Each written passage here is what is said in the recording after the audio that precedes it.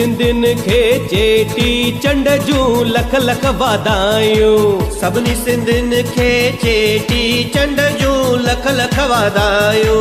लख लख वाधायूं, लख लख वाधायूं, लख लख वाधायूं, लख लख वाधायूं। सभिनी सिंधियुनि खे चेटी चंड जूं लख लख वाधायूं।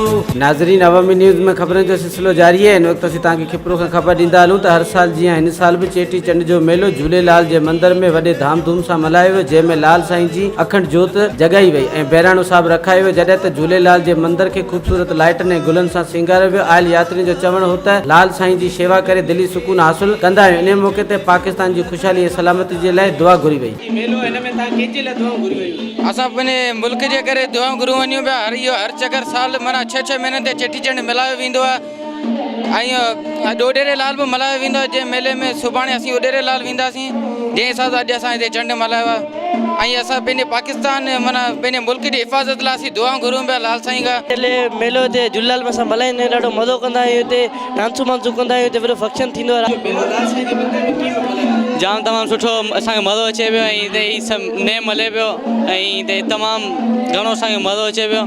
ऐं हीउ मेलो हर साल असां मल्हाईंदा आहियूं, हर 6-6 महीने। चेटी चंड जो मेलो कीअं अॼु मल्हायो वञे, हुन हवाले खां तव्हां कहिड़ी कहिड़ी तयारी कयूं? हिते असां हर जाइ ते श्रंगार कयो आहे। चेटी चंड जो मेलो आहे, 6 महीननि में हिकु दफ़ा ईंदो आहे ऐं असां तमामु धाम धूम खां मल्हाईंदा आहियूं ऐं हिते तमामु घणी रश हूंदी आहे। वधीक ख़बरनि ऐं तफ़सील लाइ विज़िट कयो अवामी news Facebook page, YouTube page ऐं अवामी न्यूज़ वेबसाइट।